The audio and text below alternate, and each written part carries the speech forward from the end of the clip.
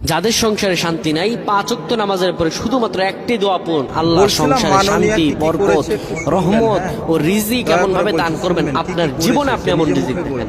আমি কনফার্মলি বলতে পারবো, এটা রাসূল সাল্লাল্লাহু আলাইহি ওয়াসাল্লামের হাদিস। রাসূল সাল্লাল্লাহু আলাইহি ওয়াসাল্লামের হাদিস, নবীজি এই দোয়াটি পড়তেন, কোনদিন এই দোয়াটি ছেড়ে দিতেন না আল্লাহ নবী সাল্লাল্লাহু আলাইহি ওয়াসাল্লাম। আপনারা করেন না আমলগুলো, শুধু হায় হতাশ করেন। প্রিয় ভাইরা আমার, আমলগুলো আপনারা শোনার পরে শেয়ার করে দিবেন, জানিয়ে দিবেন সবাইকে। এই যুবকেরা, তোমরা এগুলো ফেসবুকে দেখলে শেয়ার করে দিবে, এগুলো মানুষের কাছে পৌঁছায় দিবা। আপনি 5 ওয়াক্ত নামাজের পরে এই আমলটি করবেন। বাবা মার সঙ্গে সংসারে শান্তি নেই, সন্তান বাবা মার কথা শোনে না, বাবা মার সঙ্গে সংসারের কোনো আন্ডারস্ট্যান্ডিং নেই, স্ত্রী স্বামীর কথা শোনে না, স্বামী স্ত্রীর কথা শোনে, অবাধ্যতা রন্ধে রন্ধে পৌঁছে গেছে। আল্লাহ নবী বিশ্বনবী মুহাম্মদ রাসূলুল্লাহ বলেন, তোমরা যখন নামাজ শেষ করবা, নামাজ শেষ করার পরে আস্তাগফিরুল্লাহ 3 বার, আল্লাহু আকবার 3 বার, এরপরে তোমরা পড়ো